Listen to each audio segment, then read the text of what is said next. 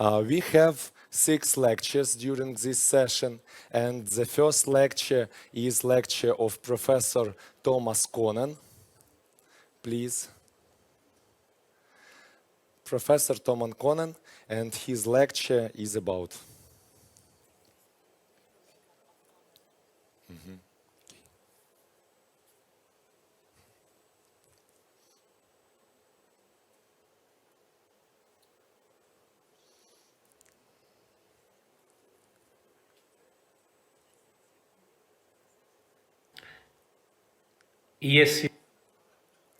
ESCRS Satellite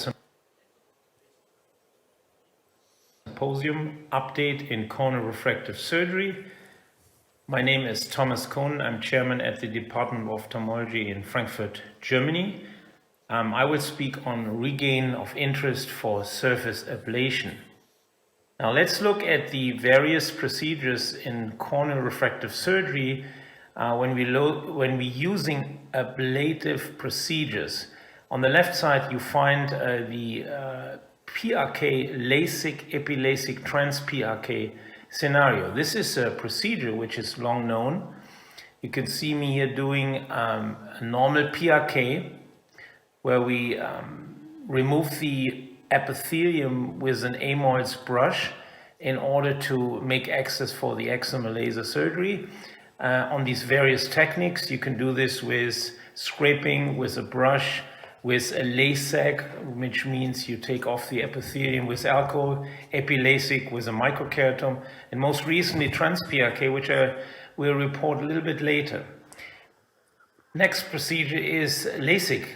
Here I'm doing a femtosecond laser procedure in simulation. You can see here the excimer has been performed after the opening of the flap, and the removal goes back when the flap is replaced at the cornea. And finally, relax smile. Here's a smile procedure where we do interlenticularly a lenticle removal, which is possible after using a femtosecond laser, and now we have several available in the future, in order to not open the cornea and just do this lenticular removal, and is done in various, of course, various procedures, modulations over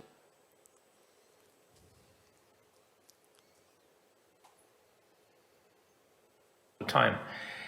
In essence, all the subtractive corneal procedures remove tissue. We use here a myopic ablation or a myopic situation where the central cornea is subtracted, particularly in the center, so that the light rays which go in a myopic are usually before the retina now can be concentrated on the retina.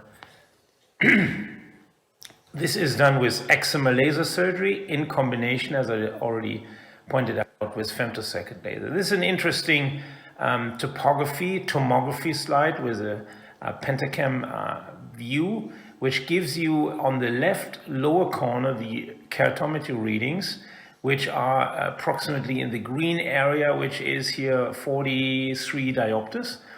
On the right lower part, it's the corneal thickness. If we remove tissue, if we do a treatment, we first of all flatten the cornea. Now we're in the range of 40 to 39 diopters in blue. And we have a much thinner cornea, which you see in the center. Also interesting to see that the anterior float has changed.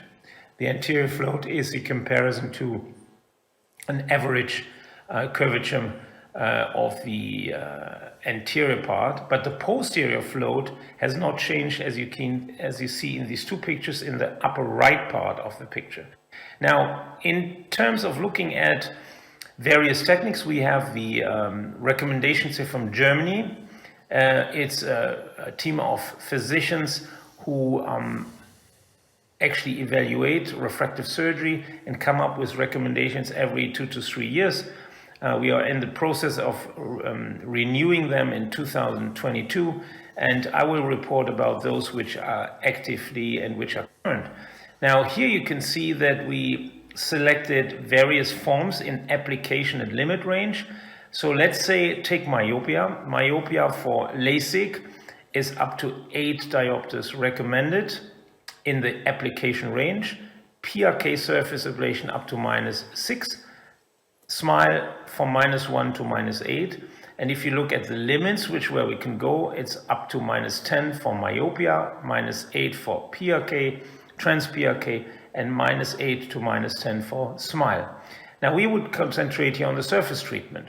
Surface treatment have traditionally been done with a PRK procedure, which I show on the left side, where you can see that after epithelial removal, the ablation is done with the excimer laser.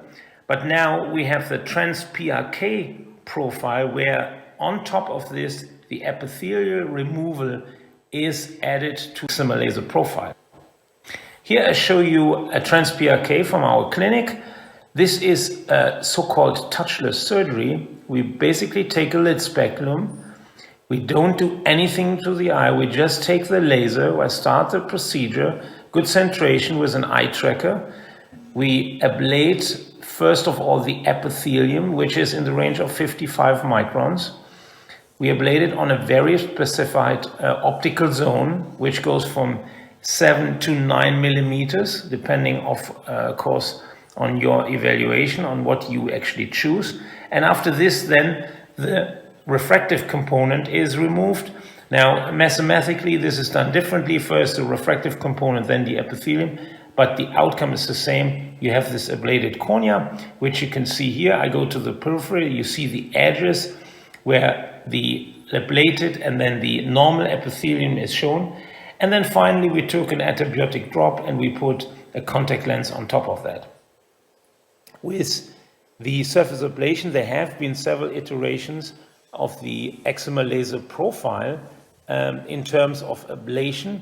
And you see here the very interesting right-hand new surface ablation profile, which is done because a corneal smoothness is achieved with this by these equidistance intersections on the cornea of the excimer laser profile. They call it the smart pulse technology, and this is the basic for this.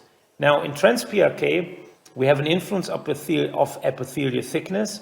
Above average epithelial thickness can be seen for myopia. The optical zone is smaller than calculated, and in hyperopia, false refractive effect, the optical zone is too small. That can cause the difference here in the epithelial thickness. Care should be taken in post-treatment, so with other words, with retreatments, because there you cannot predict the corneal thickness, or let's say the epithelial thickness, and you have to measure it. Now let's look at the literature. Trans-PRK for mild myopia, 42 patients, published in International Ophthalmology with the Amaris Schwind 750S, preoperative spherical equivalent from minus 0.75 to -3, and the postoperative outcome was almost emmetrope. Uncorrected distance visual acuity, 20/20 in all eyes, only 6% of eyes had a slight corneal haze. You see the outcome here on the right side. Conventional PRK versus trans-PRK, interesting because we would like to compare these results. Again, the Schwind Amaris laser with a 400E laser platform, preoperative minus 3.8 in conventional PRK, minus 4.73 in the trans-PRK, and the results, similar results regarding post-op uncorrected visual acuity, best corrected visual acuity, safety and efficacy, and the trans-PRK had only higher incidence of a trace haze, which was shown, always actually seen in this paper, but not huge difference. Indian Journal of Ophthalmology.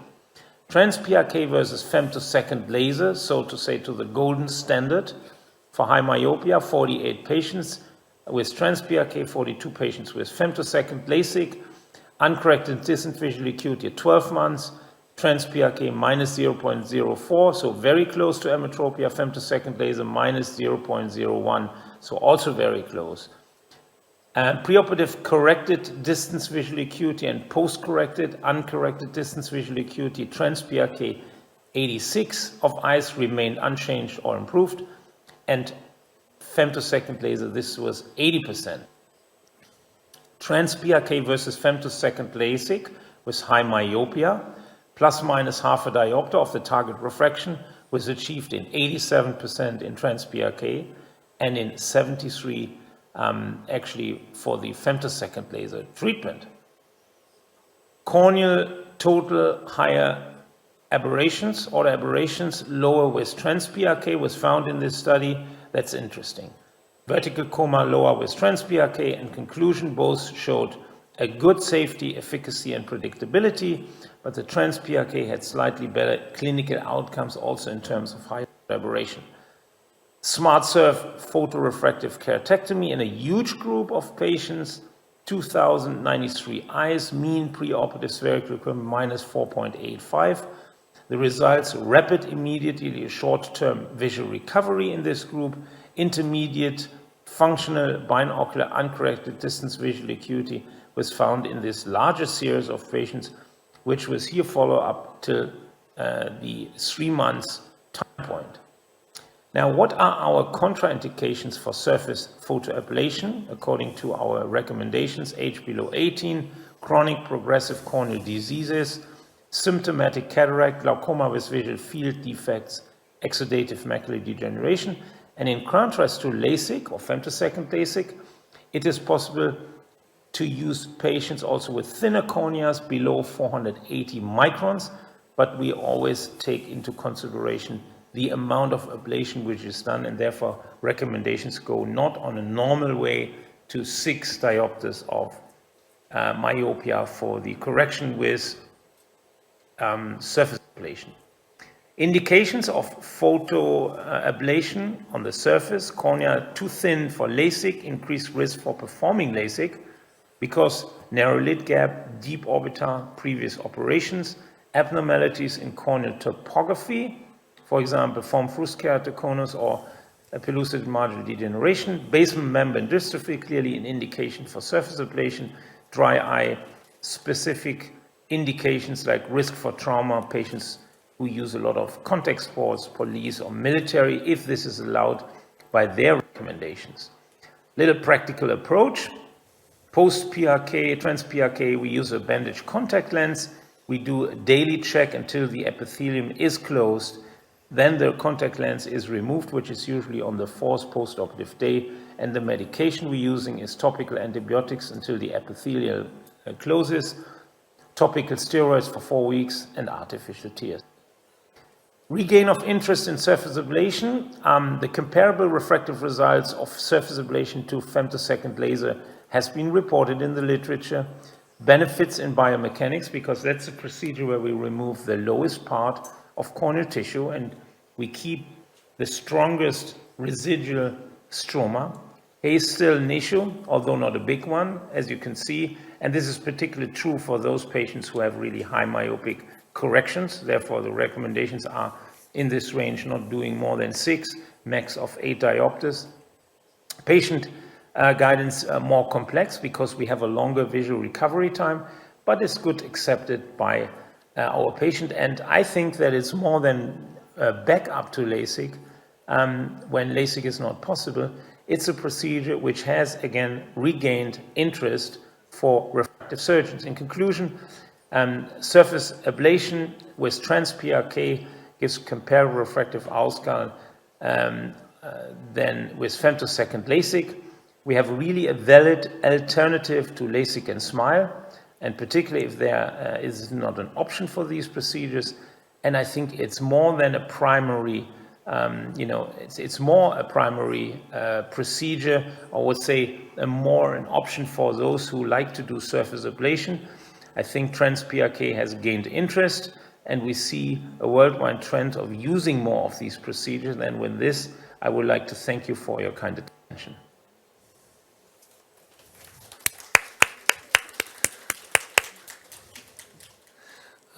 Thank you, dear Professor Konен. We are confident that your experience and your expertise are very valuable and very useful for all Ukrainian ophthalmic surgeons and for all Ukrainian ophthalmologists.